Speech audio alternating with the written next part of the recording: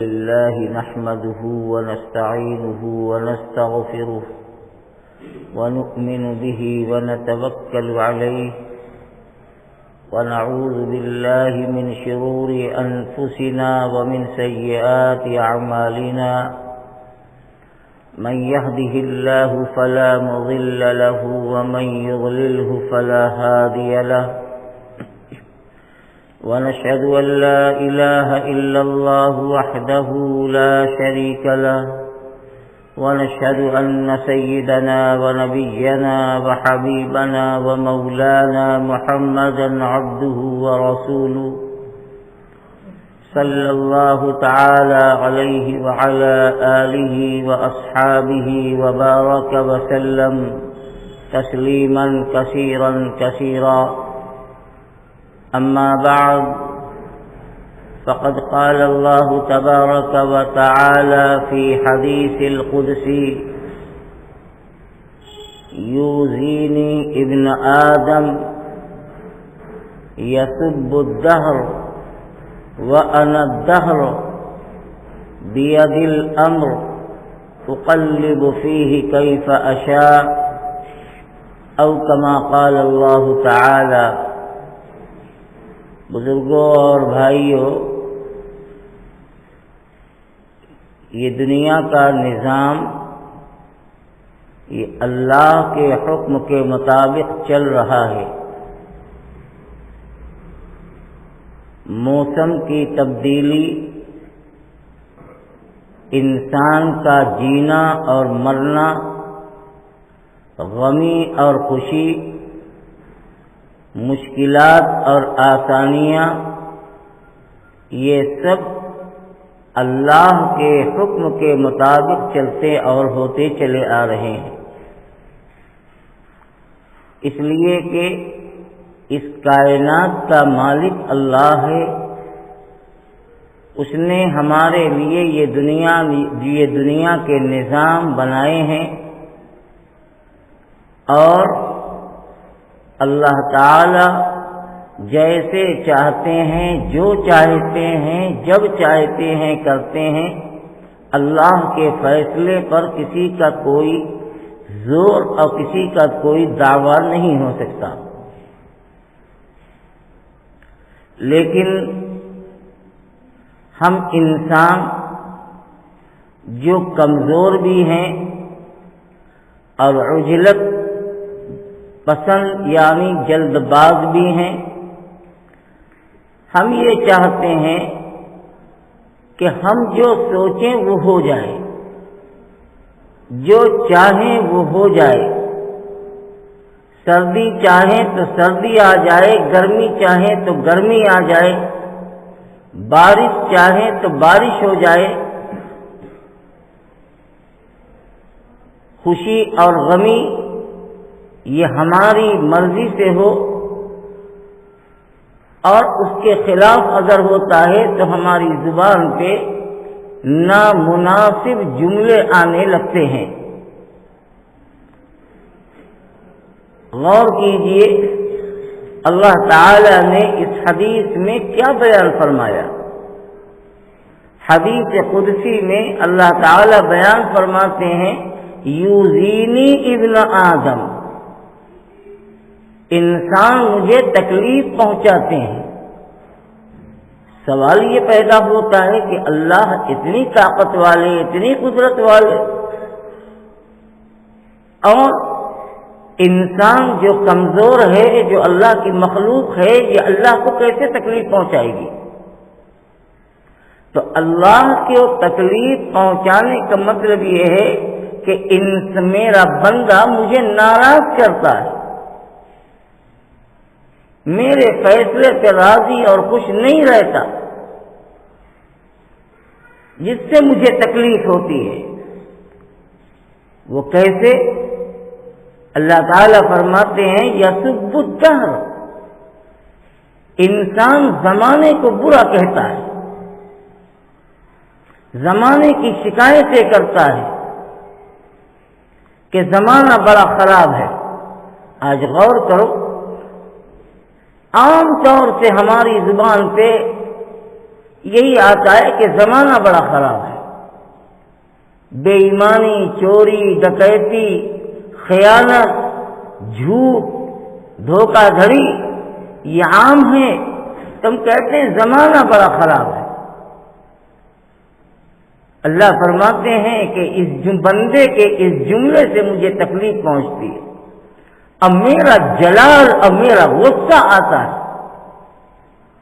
کہ بندہ یہ کیوں کہتا ہے، کہ زمانے کو کیوں برا کہتا ہے. اللہ فرماتے ہیں کہ انا الدہر، زمانہ تو میں ہوں. یعنی یہ زمانے ہم نے اپنی قدرت سے بنائے ہیں اور زمانہ میرے حکم سے چل رہا ہے. یہ سورج میرے حکم سے پورب سے نکلتا ہے اور پچھم میں ڈوبتا ہے، اس میں کسی کا کوئی زور نہیں. یہ چاند جو پہلی تاریخ کو پتلا باریک اور 13 دن کے بعد 14ویں رات کا چاند بن جاتا ہے، روشنی دیتا ہے، نور دیتا ہے، میری قدرت سے چل رہا ہے. یہ دن اور یہ رات، کبھی دن بڑا رات چھوٹی، کبھی رات چھوٹی دن بڑا، کبھی دن چھوٹا رات بڑی، یہ نظام ہے. ہم دیکھتے ہیں کہ سردی کے زمانے میں رات بہت بڑی ہو جاتی ہے، دن مختصر ہو جاتا ہے. اور جیسے جیسے گرمی آتی چلی جاتی ہے، دن بڑھتا ہے اور رات سمٹتی ہے. یہ کیا ہے؟ یہ اللہ اپنے قدرت سے چلا رہے ہیں. یولج اللیل فی النہار ویولج النہار فی اللیل. وہ رات کو دن میں داخل کرتا ہے اور دن کو رات میں داخل کرتا ہے. یعنی کبھی رات بڑی دن چھوٹا، کبھی دن چھوٹا رات بڑی. یہ اللہ کا ایک نظام ہے. تو اللہ فرماتے ہیں یسب الدہر، میرا بندہ زمانے کو برا کہتا ہے، زمانے کی شکایت کرتا ہے کہ زمانہ خراب ہو گیا. اللہ فرماتے ہیں کہ زمانہ تو میں ہوں، زمانہ تو میرے حکم سے چلتا ہے. میری خدائی اس کے اندر کار فرمائے، کسی کا کوئی زور نہیں. دنیا کے بادشاہ، دنیا کے حکمراں، دنیا کی طاقت والے دنیا پہ اپنا حکم چلا سکتے ہیں، لیکن میرے نظام پر ان کا کوئی حکم نہیں چل سکتا. وہ چاہیں کہ رات کچھ لمبی ہو جائے، نہیں کر سکتے 1 منٹ 1 سیکنڈ کے لیے. وہ چاہیں کہ موسم کو ٹھنڈے، موسم کو گرم کر دیں، نہیں کر سکتے. وہ چاہیں کہ گرمی کو ٹھنڈک میں تبدیل کر دیں، میرے نظام کے اندر دخل نہیں دے سکتے. یہ میرا بنایا ہوا نظام ہے. سورج روشنی دیتا ہے، سورج کی روشنی کم کر دیں، یہ نہیں ہو سکتا. چاند نور دیتا ہے، چاند کے نور کو کم کر دیں، یہ نہیں کر سکتے. یہ میرا نظام ہے. ہوا چلتی ہے، کبھی دھیمی، کبھی تیز، کبھی طوفان اور آندھی بن جاتی ہے. یہ اللہ کا ایک نظام ہے. اللہ تعالیٰ کا نظام چل رہا ہے. ہم اگر تیز ہوا چلنے لگے تو کہتے ہیں کہ بڑی مصیبت آ گئی، بڑی تیز ہوا چل رہی ہے، اتنی ٹھنڈی ہوا چل رہی ہے. عام طور سے ہماری زبان پہ یہ جملے آتے ہیں. اب مسلمان یہ نہیں سوچتا کہ وہ کہہ کیا رہا ہے. ہوا پر کسی کا زور ہے؟ یہ اللہ کے حکم سے چل رہی ہے. اور اللہ اپنے بندوں کو اور اپنے مخلوق کو فائدہ پہنچانے کے لیے یہ ہوا چلا رہے ہیں. رسول پاک صلی اللہ علیہ وسلم کے زمانے میں ایک صاحب نے تیز ہوا چلی تو شکایت کی جیسے ہم کرتے ہیں، بڑی تیز ہوا ہے، بڑی مصیبت ہے. حضور اکرم صلی اللہ علیہ وسلم نے فوراً ان کو تنبیہ فرمائی، فرمایا کہ لا تسبوا الريح فإنها مأمورة. تم ہوا کو برا کیوں کہتے ہو؟ یہ ہوا اپنی مرضی سے تھوڑی چل رہی ہے، یہ تو اللہ کے حکم سے چل رہی ہے. اللہ ان ہواؤں کے ذریعے سے جس تیز ہوا کو तुम अपने लिए परेशानी और तकलीफ समझते हो, इस तेज हवा के जरिए अल्लाह ताला दरख्तों और पौधों को झूला झूला करके उसे बढ़ाते हैं। ये हवाएं चलती हैं और पौधों के से टकराती हैं और पौधे इधर से उधर उधर से इधर होते हैं, तो इसके जरिए उसमें बढ़ोतरी होती है। अल्लाह का एक निजाम है। हकीमुल इस्लाम हजरत मौलाना कारी तैयब साहब रहमतुल्लाह अलैह ने बहुत एक मौके पर बड़ी अजीब बात फरमाई, बड़ी अजीब बात फरमाई।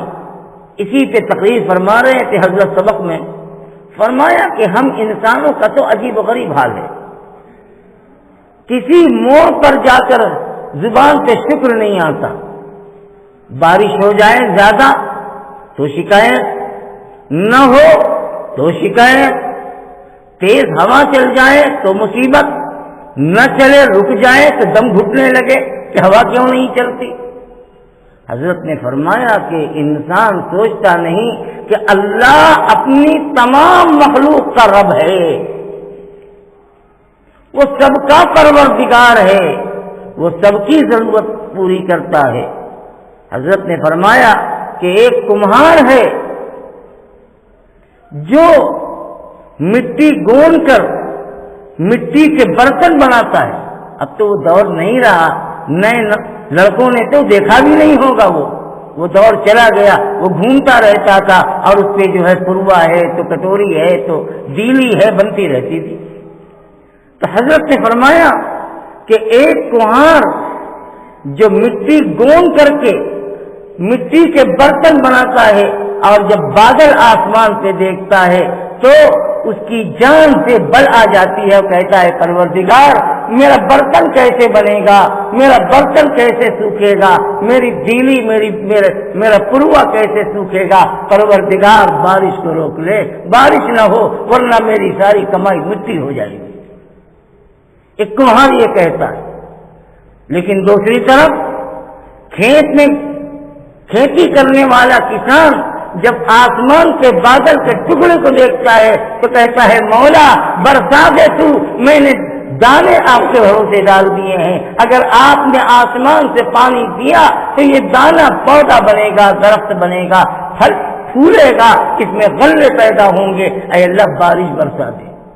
तो देखो एक तरफ अल्लाह के कुछ बंदे पानी को देखकर पनाह मांगते हैं और एक तरफ अल्लाह के कुछ बंदे वो हैं जो आसमान से बादल के टुकड़े को देखकर खुश हो जाते हैं कि बारिश होगी और हमारा खेत लहलहाएगा, गल्ले ज्यादा पैदा होंगे, खूब कमाई और आमदनी होगी। तो देखो हजरत ने फरमाया कि पर अल्लाह ताला कुम्हार का भी रब है, उस किसान का भी रब है जो पानी मांग रहा है, उस कुम्हार का भी रब है जो पानी से पनाह चाह रहा है। अल्लाह कभी इसकी जरूरत पूरी करते हैं, अल्लाह कभी उसकी जरूरत पूरी करते हैं। अल्लाह का तो अजीब निजाम है। हमारी सोच का दायरा बहुत महदूद है, हमारी नजर बहुत महदूद है। हम अपना फायदा, अपनी गरज, अपना नफा सिर्फ सामने रखते हैं, खल्क खुदा हमारे सामने नहीं है।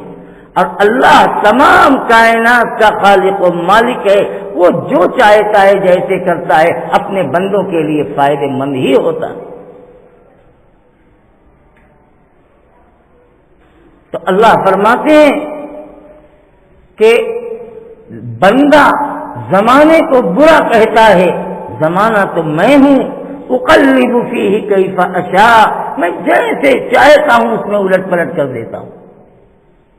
इसमें किसी इंसान के मशवरे की जरूरत नहीं, किसी इंसान को दखल देने की जरूरत नहीं, बल्कि एक मुसलमान को अल्लाह ताला के इस फैसले पर राजी और खुश रहना यही ईमान का तकाज़ा है। आज कारोबार न चले तो उसके रोना, उस पे शिकवा शिकायत, उस पे जुबान पे जो है शुक्र से नहीं बल्कि शिकवे के जरिए से बयान करें, क्या करें पता नहीं क्या बात है, क्या हो गया है, कारोबार नहीं चल रहा, शिकायत शुरू हो गई। اللہ کو یہ چیز پسند نہیں ہے۔ اللہ تعالیٰ کبھی کسی کا بہت چلاتے ہیں، کسی کا روک دیتے ہیں۔ جس کا رکتا ہے وہ بیچارہ پریشان ہوتا ہے، جس کا چلتا ہے وہ خوش ہوتا ہے۔ اور ایک وقت وہ آتا ہے کہ جن کا چلتا ہے ان کا رک جاتا ہے، جن کا رکا رہتا ہے ان کا چلنے لگتا ہے۔ یہ اللہ کی دین ہے۔ تو اس پر پریشان ہونا، شکایت کرنا، اپنے آپ کو کوسنا کہ میری قسمت خراب ہے۔ بہت سے لوگ کہتے ہیں لگتا ہے کہ میری تقدیر میں کیا لکھا ہے، میری قسمت میں کیا ہے کہ میں کوشش کرتا ہوں ہوتا نہیں۔ قسمت آپ نے تھوڑی بنائی ہے، قسمت اللہ نے بنائی ہے، تدبیر کرنے کا راستہ آپ کو دیا ہے، اسباب اختیار کرنے کا حکم آپ کو دیا ہے، لیکن اسباب کو مسبب الاسباب سمجھ کر کے اسی کو سب کچھ سمجھ بیٹھ لینا، یہ ایمان کی شان کے خلاف ہے، یہ اسلام کی شان کے خلاف ہے۔ کتنی ایسی باتیں ہیں کہ آدمی ذرا سا ہوتا ہے۔ آج دیکھو لوگ کہتے ہیں کہ عجیب مصیبت ہے، عجیب پریشانی ہے۔ آئے دن ہمارے سامنے یہ منظر آتا ہے کہ کسی گھر سے دولہا نکلتا ہے اور کسی گھر سے جنازہ نکلتا ہے، اکثر ہو رہا ہے۔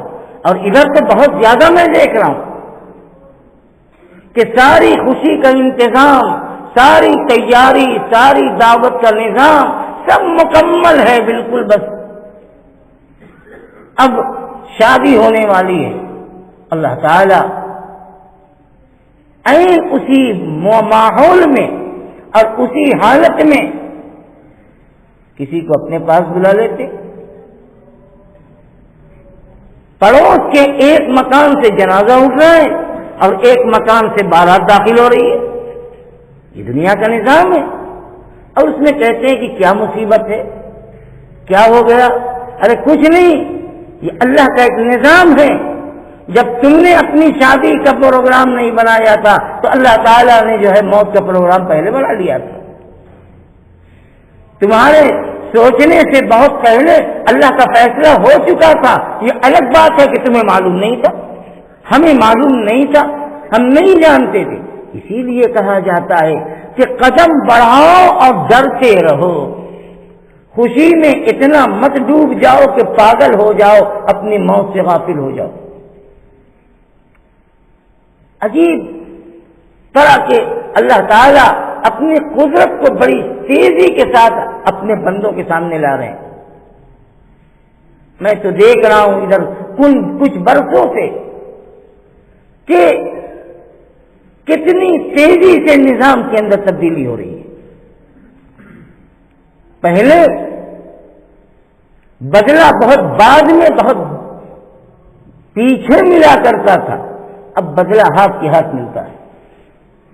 ہم اور آپ سمجھیں یا نہ سمجھیں، اس پر غور کریں یا نہ کریں، لیکن غور کرو گے تو جیسے لگتا ہے کہ بدلہ فوراً سامنے آ گیا۔ ہم نے کسی کا مذاق اڑایا، ابھی کچھ دن گزرا تھا کہ دنیا نے میرا مذاق بنا لیا، مذاق اڑ رہا ہے۔ ہم کسی دوسرے کی ٹوہ میں تھے، اللہ تعالیٰ نے دوسرے لوگوں کو میرے پیچھے لگا دیا کہ وہ میری ٹوہ میں رہتا ہے۔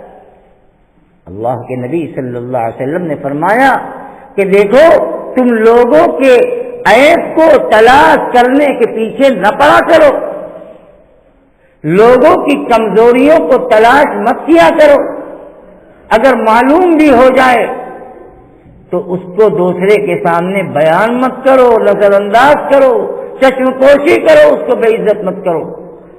کیوں؟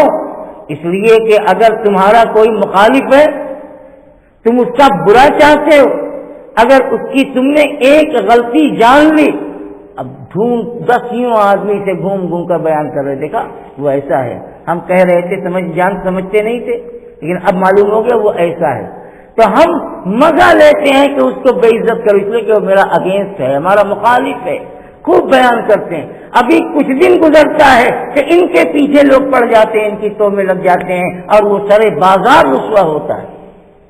اللہ کے نبی نے فرمایا کہ لوگوں کے عیب کو تلاش کرنے کے پیچھے مت پڑو، فَإِنَّهُ مَن يَتَّبِعْ، اس لیے کہ جو شخص دوسروں کے چھپے ہوئے عیب کو تلاش کرتا ہے اللہ اس کے عیب کے پیچھے پڑ جاتا ہے اور اسے رسوا کر دیتا ہے، اگرچہ وہ 7 کوٹری کے اندر کیوں نہ ہو۔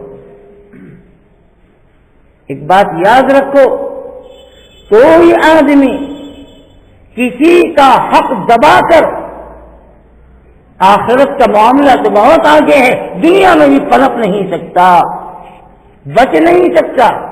وہ تو یہ سوچے گا کہ 10 لاکھ آ گیا، 50 لاکھ آ گیا، چلو عیش کریں گے، مزے آئیں گے، بڑا ہمارے پاس بڑی دولت ہے، وہ خوش ہو رہا ہے، لیکن یہ کیسے جاتا ہے، کیسے برباد ہوتا ہے، یہ کچھ سمجھ میں نہیں آتا۔ دنیا میں ہم نے کتنا دیکھا ہے، ہم نے اپنی آنکھوں سے دیکھا۔ دنیا میں کسی کو ذلیل کر کے کوئی عزت نہیں پا سکتا، کسی کا حق مار کے کوئی چین اور آسودہ نہیں رہ سکتا۔ اللہ کے غضب کا تھپڑ لگے گا، آج نہیں کل لگے گا۔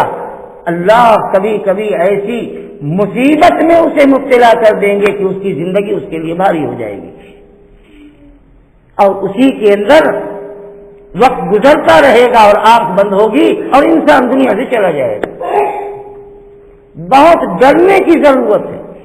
اللہ تعالیٰ نے قرآن میں سینکڑوں جگہ پر تقوی کا حکم دیا کہ اللہ سے ڈرتے رہو، اللہ سے ڈرتے رہو، اللہ سے ڈرتے رہو۔ کیوں کہا گیا؟ ہر قدم پہ ڈرو، زبان کھولو تو اللہ سے ڈرو کہ ہم کہہ کیا رہے ہیں، کس کے بارے میں کہہ رہے ہیں۔ قدم بڑھاؤ تو بڑھانے سے پہلے سوچ لو کہ یہ قدم ہمارا صحیح رخ پہ جا رہا ہے کہ غلط رخ پہ جا رہا ہے۔ نظر اٹھانے سے پہلے سوچو کہ ہم غلط نظر اٹھا رہے ہیں کہ صحیح نظر اٹھا رہے ہیں، اس لیے کہ اللہ تو جان رہا ہے، اللہ تو دیکھ رہا ہے۔ اگر کوئی کمزور ہے اور دب رہا ہے تو دبانے والا یہ نہ سمجھے کہ ہمارے پاس اتنی طاقت تھی، ہمارے پاس اتنا سوچ تھا، ہم نے اسے دبا دیا اور وہ میرا کچھ بگاڑ نہ سکا۔ یہ فرعونیت ہے، اور دنیا میں کسی کی فرعونیت نہیں چلی ہے، کسی کی فرعونیت نہ چلی ہے نہ چلے گی۔ کتنی مرتبہ میں نے آپ سے کہا کہ دبانے والا خوش ہوتا ہے کہ ہم نے دبا دیا، اور دبنے والے کو کمزور سمجھتا ہے۔ حقیقت یہ ہے کہ دبنے والا طاقتور ہے، دبانے والا کمزور ہے، دبانے والا کمزور ہے، اس لیے کہ وہ بزدل ہے، اسے اللہ کا بھروسہ نہیں ہے، اسے دوسرے کے سامان پر، دوسرے کی جاگیر پر، دوسرے کی دولت پر، دوسرے کی چیزوں پر اس کی نظر ہے۔ اس کو اتنا بھروسہ نہیں ہے کہ اللہ ہم محنت کریں گے، اللہ ہمیں برکت دیں گے۔ اللہ کسی اس کا بھروسہ اٹھ چکا ہے۔ وہ سوچتا ہے کہ ہمارے پاس اتنا آ جائے گا تو ہمارا اتنا بڑھ جائے گا، ہمارے پاس یہ چیز آ جائے گی تو اتنی زیادہ ہو جائے گی۔ شاید آپ یہ سوچ رہے ہیں کہ میں کیا کہہ رہا ہوں، میں جو کہہ رہا ہوں 101% سچ کہہ رہا ہوں۔ آپ نہیں جانتے ہمارے معاشرے کے بگاڑ کو، ہمارے معاملات کی خرابی کو، ہماری نیتوں کے فساد کو۔ آج یہ بربادی، یہ مصیبت، یہ تباہی، یہ پریشانی، یہ ہمارے اپنے کرتوت ہیں، ہماری اپنی گندی اور غلط سوچ ہے جس نے ہمیں مصیبت کے اس موڑ تک پہنچا دیا۔ سوچنے کی ضرورت ہے، ڈرنے کی ضرورت ہے۔ کسی کے جنازے کو دیکھ کر اپنی موت کو یاد کرو، یہی عقل مندی کی علامت اور عقل مندی کی پہچان ہے۔ ورنہ ہمیں بھی ہے، جا رہا ہے وہ تو اپنی زندگی پوری کر کے چلا گیا، ہمیں ہماری زندگی کتنی باقی ہے کہ اللہ کے علاوہ کس کو معلوم۔ ابھی پچھلے جمعہ میں نے حاجی عبدالعظیم کے بارے میں دعائے صحت کی اپیل کی تھی، دنیا سے چلے گئے۔ کل ان کا جنازہ پڑھ دیا اور پڑھا دیا، قبر میں چلے گئے۔ کس کو معلوم؟ کسی سے لڑ کر، کسی سے جھگڑ کر، کسی کی سے بگاڑ کر کے، کسی کی برائی لے کر، کسی کا دل میں اپنے میل لے کر کیا کما لو گے، کیا پا لو گے؟ دل کے اندر محبت نرمی ہونی چاہیے. تو اللہ تعالیٰ فرماتے ہیں کہ میرا بندہ اپنی زبان سے غلط جملے استعمال کر کے مجھے تکلیف پہنچاتا ہے. وہ یہ سوچتا ہے کہ جو ہم چاہیں وہ ہو جائے. اگر بندوں کی چاہت پر ہونے لگے پھر اللہ کا نظام کہاں جائے گا؟ پھر وہ تو بندے کا نظام ہو گیا، وہ تو انسان کا نظام ہو گیا. اللہ کا نظام اپنی شان سے چلتا ہے، اپنی قدرت سے چلتا ہے. اللہ جو جانتے ہیں ہم نہیں جانتے، ہم سامنے کو دیکھ رہے ہیں، اللہ آگے پیچھے سب دیکھ رہا ہے، اوپر نیچے سب دیکھ رہا.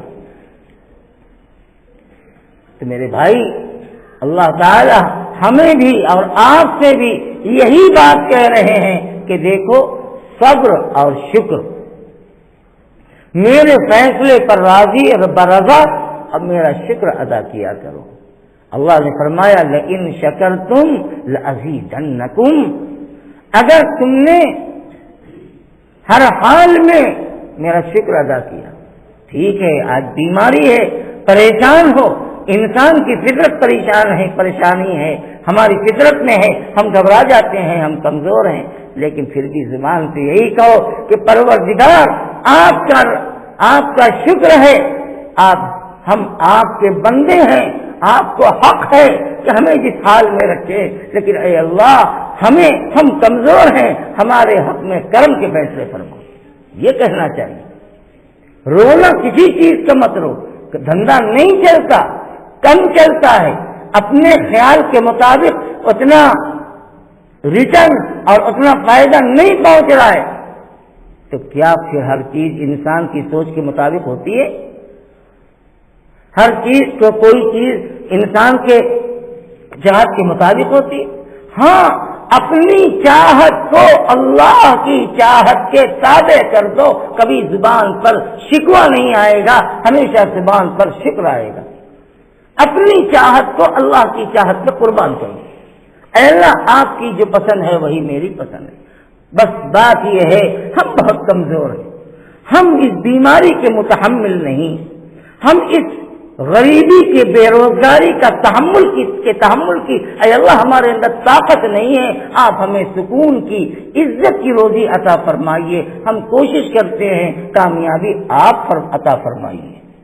یہ کہنا چاہیے، یہ سوچنا چاہیے. اور جب بہت اڑ کے چلنے لگے تو بھی دماغ نہیں خراب ہونا چاہیے، بہت اڑ کے چلنے لگے کہ واہ دیکھو میں نے یہ کیا تو یہ ہو گیا، ادھر ایسے کیا تو ایسے ہو گیا. ایسے اور ویسے تو کبھی کیسے کے چلا جاتا ہے، کب جاتا ہے، کیسے جاتا ہے، کوئی نہیں جانتا.